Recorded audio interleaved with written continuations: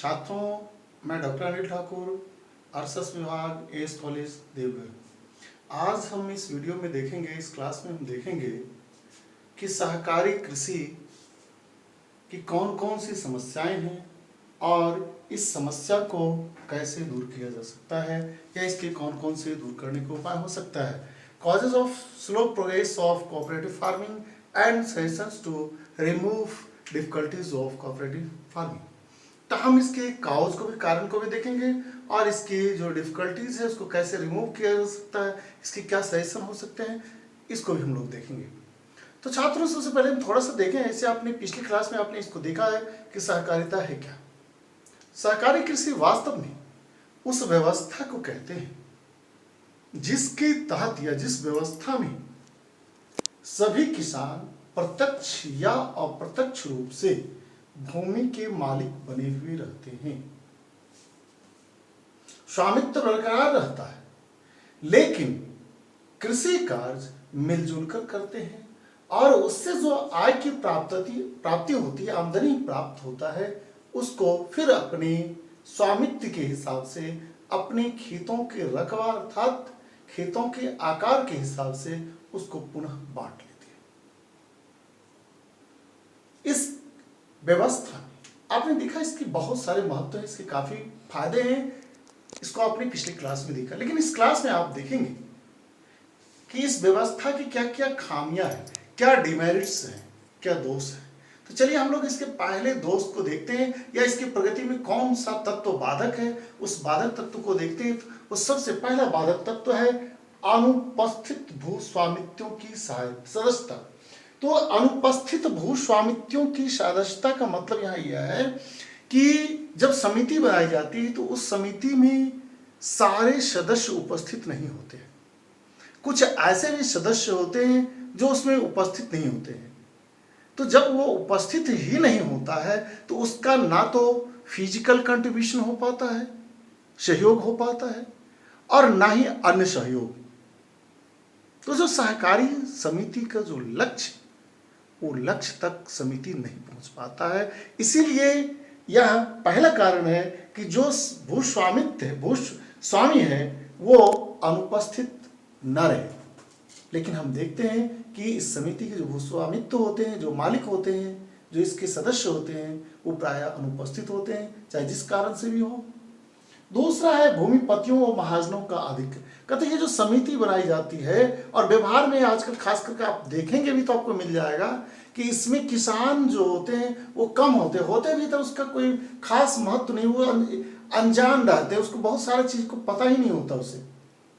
और इसमें महाजन, बड़े बड़े जमींदार यानी भूमिपति, वो इसमें शामिल होते हैं और इसका सच में फायदा भी वही उठाते हैं, क्योंकि इसका जो लाभ है, इसकी जो गतिविधि है, इसका जो संगठन का स्वरूप है, उसमें वो डोमिनेंट होता है, उसमें वो हावी होता है। तो छोटे किसान इसके लाभ को नहीं ले पाता है।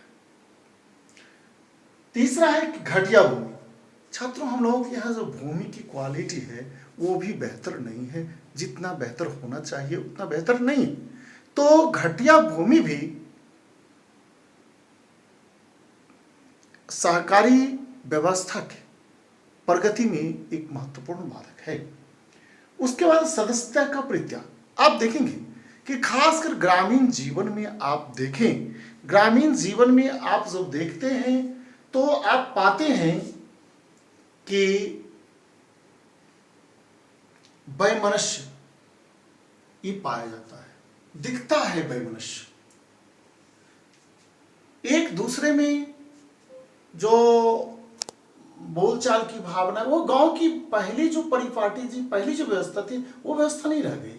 तो इस व्यवस्था में हम देखते हैं कि आपसी मनमुटाव होता है और वो अपना जो मेंबरशिप है वो कैंसिल करा लेता है, सदस्यता का वो परित्याग कर देता है। तो बार बार सदस्यता का परित्याग करना, ये जो सिस्टम है कोऑपरेटिव फार्मिंग सिस्टम, इसकी सबसे बड़ी ड्रॉबैक्स हो जाता है। उसके बाद है समन्वय की कमी। समन्वय का मतलब मिलजुल कर काम करने की भावना। समितियां तो बनाई जाती है, लेकिन अंदर में जो फूट की भावना है वो बरकरार रह जाती है। हमारे यहाँ कास्ट, क्रीड, इन तमाम चीज़ों से लोग बंधे हुए होते हैं, जिसके कारण जो मिलजुल करके सही में काम करने की भावना है वो उत्पन्न नहीं हो पाता। तो कोऑर्डिनेशन के अभाव के कारण भी जो सहकारी साख समिति या सहकारी कृषि की व्यवस्था जो है उसको जितनी आज तक प्रगति करनी चाहिए थी उतनी प्रगति नहीं कर पाया। अर्थात ये प्रगति में एक बाधक है कि लोग आपस में कोऑर्डिनेशन नहीं बना पाते, समन्वय नहीं तैयार कर पाते। उसके बाद राज्य सरकारों की उदासीनता, चूंकि राज्य सरकार भी इसके प्रति उदासीन रहती है, खासकर थोड़ा मोड़ा अगर ध्यान भी दे रही है सर्विसेज, इसलिए सिर्फ दे रही है ध्यान कि चुनाव के समय उसे वोट लेना है, अर्थात वोटिंग पावर को देखकर ही सरकार उसको कोई ध्यान दे रही है उस पर, और कोई सरकार खास उस पर नजर नहीं दे रहा है। अर्थात सरकार की दृष्टि में भी यह उपेक्षित, न तो इसका अपना कोई खास एसोसिएशन है। जो कोऑपरेटिव सोसाइटी है इसका भी एक पूरे देश में एक एसोसिएशन होना चाहिए था, जो मजबूत एसोसिएशन नहीं है। इसकी वजह से भी सरकार इस पर ध्यान नहीं दे पाती है और इसकी जितनी प्रगति होनी चाहिए उतनी प्रगति नहीं हो पा रही है। उसका जन सहयोग की भावना का अभाव, अरे जन सहयोग का अभाव। छात्रों आप देखेंगे, आपके गांव में भी होगा, आप देखें कि कोऑपरेटिव बैंक तो आपके गांव के आसपास जरूर होगा। उसमें आप पाएंगे कि जो इसके सदस्य किसान हैं उसमें जमा करने नहीं जाते हैं। जब उसे पैसा होता है तो उस पैसे से वो करता क्या, उसको जाके स्टेट बैंक में जमा करेगा, बड़ौदा बैंक में जमा करेगा, इलाहाबाद में यूनियन बैंक में जमा करेगा, जो सरकारी बैंक है उसमें जमा करता है। और जब ऋण लेने की बात होती है तो वो कोऑपरेटिव बैंक में पहुंचता है। तो आप देखें कि ये संभव है क्या कि आप जमा ना करें, वहां सिर्फ कर्जा लेने जाए, तो कर्जा आएगा कहां से? उसे यह किसान को पता ही नहीं है कि हम उसके सदस्य हैं, हमको उसमें पैसा जमा करना चाहिए, उस पैसे से ही हमारे में से किसी सदस्य को ऋण मिलेगा। उसमें कोऑपरेटिव बैंक में, इस सोसाइटी में अलग से कहीं से पैसा नहीं आते। वो तो समझिए कि सरकार की कुछ मेहरबानी है, सरकार उसमें कुछ अनुदान दे रही है, उस अनुदान के बल पर ये चल रहा है। अन्यथा किसान बिल्कुल इस पर ध्यान नहीं दे रहा है, उसको यह पता ही नहीं है, बहुत सारे किसानों को यह पता भी नहीं है हमें पैसा उसमें जमा करना चाहिए या नहीं जमा करना चाहिए। फिर अगर जमा भी करते हैं इसमें कुछ धोखाधड़ी का भी, चूंकि ग्रामीण किसान अनपढ़ होते हैं इसलिए इसमें धोखाधड़ी भी होती है, इसमें कहीं शंका नहीं, किंतु परंतु नहीं है। लेकिन बावजूद उस सोसाइटी के लोग अगर उसमें पैसा जमा नहीं करेंगे तो फिर उसमें ऋण कहाँ से मिल पाएगा? तो ये एक सबसे बड़ी समस्या है, जन सहयोग का अभाव। उसके बाद है परंपरागत कृषि। जो ग्रामीण लेवल पर आप देखें तो आज भी हमारे यहाँ परंपरागत खेती की भावना है लोगों में, और परंपरागत खेती होती है। तो ये जो लोगों में परंपरागत खेती की भावना है तो सहकारी कृषि में बाधा उत्पन्न करता है, क्योंकि वो छोटा सा खेत है, उसी को जोतेगा, उसमें थोड़ा सा गेहूं लगाएगा, थोड़ा सा चावल लगाएगा, ऐसी खेती करने की भावना है उसमें। अर्थात तो वह जीवन निर्वाह की खेती करता है, ना कि वो कमर्शियल क्रॉपिंग करता है, व्यवसायिक खेती करता है। तो सहकारी कृषि की एक बाधा ये एक परंपरागत खेती। उसके बाद है जाली सहकारी समितियां। छात्रों आप जानते हैं कि सरकार द्वारा बहुत सारी सुविधाएं दी जाती है, नो डाउट वो सुविधाएं दी जाती है सहकारी साख समिति के माध्यम से किसानों तक पहुंचे, लेकिन आप व्यवहार में, प्रैक्टिकल लाइफ में आप देखेंगे तो आप पाएंगे कि जो सहकारी साख समिति है जिसको सरकार ऋण दे रही है, वो सहकारी साख समिति ही फर्जी है। अर्थात वो सहकारी साख समिति सिर्फ कागज पर है, सदस्य भी कागज पर ही मीटिंग करते हैं, और जो लाभ होता है सिर्फ लाभ को बांट लेते हैं। अर्थात सरकारी सहायता प्राप्त करने के लिए समितियां बनाई जाती है, तो जब इसका व्यवहार में प्रयोग होगा ही नहीं, व्यवहार में जमीन इसकी आपस में मिलाया जाएगा ही नहीं, उस पर बड़े पैमाने पर खेती होगा ही नहीं, वैज्ञानिक खेती होगा ही नहीं, तो इसकी प्रगति क्या होगी? इसीलिए ये सहकारी कृषि की मार्ग में, विकास के मार्ग में सबसे बड़ी बाधा अगर कोई है तो वो है जाली सहकारी समिति या फर्जी सहकारी समिति। छात्रों ये सब तो इसकी कमियां को हम लोगों ने देखा। अब हम लोग देखेंगे कि क्या इस कमी का कोई उपाय है। तो हम सेशंस हैं कुछ, जिस सेशंस को हम दे सकते हैं, वो सेशन है हमारा साख सुविधाएं, कुटीर एवं ग्राम उद्योग की स्थापना, समिति की सदस्यता पर निगाह, सहकारी हस्तक्षेप में कमी, ट्रेनिंग प्रशिक्षण, समिति को सरकारी सहायता, छोटे समितियों पर ज्यादा बल, सहकारी समितियों का संघ, समय समय पर समितियों का पुनर्गठन। छात्रों, हम एक एक कर देखते हैं कि पहला सेशन है या इसके दूर करने के पहला सुझाव है साख सुविधाएं। साख सुविधाओं का मतलब यह होता है कि सरकार द्वारा जो कोऑपरेटिव फार्मिंग है उसको सुविधा दे, साख की ऋण की सुविधा। आपने देखा कि यहाँ के जो किसान होते हैं वो किसान ज्यादातर उसमें पैसा जमा करते ही नहीं, वो सिर्फ ऋण लेने के लिए पहुंचते हैं। तो निश्चित रूप से आप पाएंगे कि जब ऋण जो वो पैसा जमा करता ही नहीं तो ऋण कहां से प्राप्त होगा। इसलिए जरूरी है कि सरकारी साख सुविधाएं उसको प्रदान की जाए, अर्थात जो समिति है उसको ऋण की व्यवस्था सरकार करे ताकि वो अधिक से अधिक खेती कर पाए।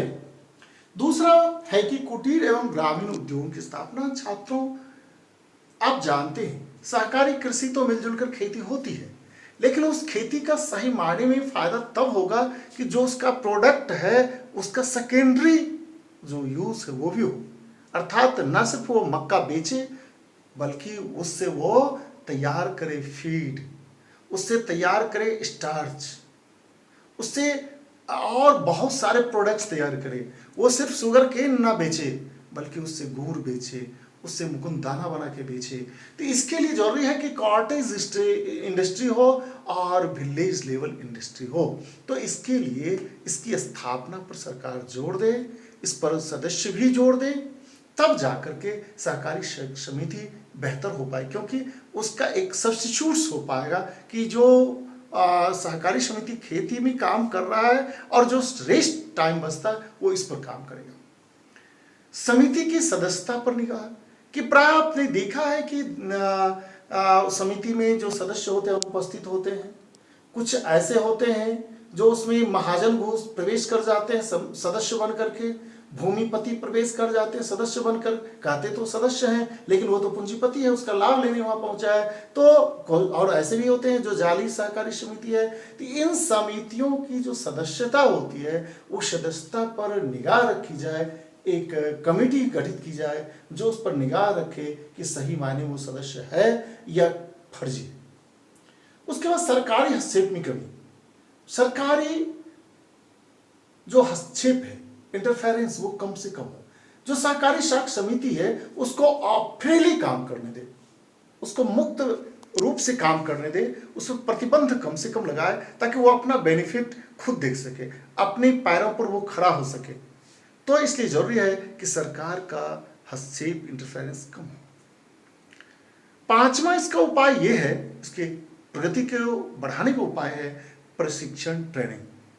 अगर सहकारी साख समिति बनाई जाती है फार्मिंग के लिए तो उसको प्रॉपर वे में ट्रेनिंग देनी चाहिए। ये नहीं कि समिति बनाए और स्टार्ट कर लो, ये रॉन्ग वे। इसके लिए जरूरी है कि उसको प्रॉपर वे में ट्रेनिंग दिया जाए कि कैसे वो कल्टीवेशन करेगा, कैसे वो स्मॉल स्केल और कैसे कॉटेज इंडस्ट्री तैयार करेगा, कैसे अपने प्रोडक्ट का वो खुद यूज करेगा। वो डेयरी फार्मिंग में सिर्फ दूध ना बेचे बल्कि उससे वो तैयार करे मिठाई, उससे वो तैयार करे दही, उससे तैयार करे घी, उससे तैयार करे छाछ, उससे तैयार करे चॉकलेट। तब जाकर इसका बेनिफिट उसको मिल पाएगा और ये तभी संभव है जब उसके लिए ट्रेनिंग दी। उसके बाद छात्रों अगला है छठा पॉइंट, समिति को सरकारी सहायता। कि जो समिति है वो समिति अच्छे से काम करे, उसे कोई प्रॉब्लम ना हो, खासकर टैक्सेशन का प्रॉब्लम, जो आजकल जीएसटी है इत्यादि, वो उसको कम से कम ये झेलना पड़े और अधिक से अधिक सरकारी सहायता मिले। तो निश्चित रूप से ये सहकारी साख समिति, ये सहकारी कृषि गति से, तीव्र गति से प्रगति करेगा। उसके बाद जो सबसे महत्वपूर्ण चीज ये है कि छोटे समितियों पर ज्यादा बल दिया जाए, कि प्राय देखा जाता है कि जो बड़ी बड़ी समितियां हैं सरकार भी उसे ही मदद करती है, क्योंकि उससे चंदे की राशि उसे प्राप्त होता है। लेकिन ये गलत है, क्योंकि बड़ी सहकारी शाख समितियां वो अपने पैरों पर खड़ा है, उसको प्रॉफिट है, वो अपने प्रॉफिट से बहुत सारा काम आगे कर सकता है, डेवलपमेंट का काम कर सकता है। लेकिन जो छोटी छोटी समितियां हैं, जो 10 के ग्रुप में 10 सदस्य जिसके हैं, जिसके 25 सदस्य हैं, जिसके 100 सदस्य हैं, इन सारी छोटी छोटी सहकारी समितियों पर सरकार को ध्यान देनी चाहिए और इस पर ज़्यादा से ज़्यादा इसको जो है, छोटी छोटी समितियां जो है, इसको ज़्यादा से ज़्यादा इम्प्रूव किया जाए, इससे मजबूत किया जाए, इससे सरकार मदद करे तो निश्चित रूप से ये सहकारी शाख समिति जो सहकारी कृषि है उसको काफ़ी आगे बढ़ने का मौका मिलेगा। उसके बाद है सहकारी समितियों का संघ। तो छात्रों, अब जानते हैं जो राजनीति है उसमें प्रेशर ग्रुप, दबाव समूह की अहम भूमिका होती है, क्योंकि सरकार जो कुछ करती है वो वोट के लिए। सरकार ये समझती है कि हम सरकार में हैं तभी कुछ कर सकते हैं, तो पहले सरकार में कैसे बने इसकी वो उपाय करता है, और इसका उपाय यही है कि हमें वोट कैसे प्राप्त हो। तो निश्चित रूप से अगर सहकारी समितियों का अपना एक एसोसिएशन हो, वो state level, village level to country level, गांव से लेकर राज्य और उसके देश स्तर तक समितियां हो, उसका संघ हो, तो निश्चित रूप से सरकार को लगेगा अगर इसको हम डैमेज करते हैं तो हमारा वोट बैंक बिगड़ जाएगा। तो वो उसका वोट बैंक के रूप में जब तैयार हो जाएगा, सरकार उसे वोट बैंक के रूप में देखेगी, तो निश्चित रूप से यह सहकारी शाख समितियां, सहकारी जो खेती है, कृषि है, वो काफ़ी अग्रसर होगा, इसको सरकार का वरद हस्त प्राप्त होगा। और सबसे बड़ी बात यह है कि समय समय पर समितियों का पुनर्गठन हो, कि इसकी कमियों को दूर करने के यह उपाय है कि ये ऐसा नहीं कि समिति एक बनाया और वो वर्षों वर्षों से समिति चल रही, नहीं, इसके प्रत्येक 3 वर्ष में इसका चुनाव हो, इसके सदस्य में से जो पुराने सदस्य जो निष्क्रिय हो गए उसको हटाना है, जो ऐसे सदस्य जो बहुत एक्टिव है उसको उसमें पद देना है, प्रतिष्ठा देनी है, ताकि वो और अच्छा से काम कर पाए, उसको मौका देनी है। तो इस तरह से हम देखते हैं कि अगर समय समय पर समितियों का पुनर्गठन किया जाए तो निश्चित रूप से सहकारी कृषि काफी प्रगति करेगा। तो हमने देखा कि ये सहकारी कृषि की जो समस्याएं हैं, इसकी जो कठिनाइयां हैं, इसको दूर करने का उपाय है साख सुविधाएं, सरकार द्वारा अधिक से अधिक ऋण सुविधा दी जाए, कुटीर और ग्रामीण उद्योग की स्थापना हो, ताकि उसका प्रेशर जो है इस पर पड़े, बने जो कृषि पर जो प्रेशर है वो घटकर ग्राम उद्योग पर आ जाए। समितियों की सदस्यता पर निगाह रखी जाए ताकि उसमें फर्जी लोग ना आए, सरकारी हस्तक्षेप कम से कम हो, ज़्यादा से ज़्यादा लोगों को ट्रेनिंग दी जाए ताकि वो अच्छे से काम कर पाए, समिति को सरकारी सहायता दी जाए, अधिक से अधिक छोटे समिति पर ज़्यादा जोर दिया जाए, क्योंकि ये सही मायने में समिति होता है, बड़ी बड़ी समितियां तो ऐसी होती है फर्जी बनाई जाते हैं। सहकारी समितियों का अपना संघ हो जो विलेज टू कंट्री लेवल, गांव से लेकर जिला, जिला से राज्य, राज्य से लेकर देश लेवल तक हो। और सबसे बड़ी बात यह है कि समय समय पर इस समितियों का पुनर्गठन हो। तो छात्रों, इस प्रकार हमने देखा कि सहकारी समिति कि सहकारी कृषि की कौन कौन सी समस्याएं हैं और इन समस्याओं को कैसे दूर किया जा सकता है, इससे कैसे निपटा जा सकता है। तो निश्चित रूप से अगर इन सारी समस्याओं को दूर करने के जो उपाय बताए गए, इन सारे उपायों पर अमल किया जाए, ध्यान दिया जाए, तो निश्चित रूप से सहकारी शाख समिति आज की तिथि में भी काफ़ी प्रगति करेगा और विकास के पथ पर अग्रसर होगा। धन्यवाद।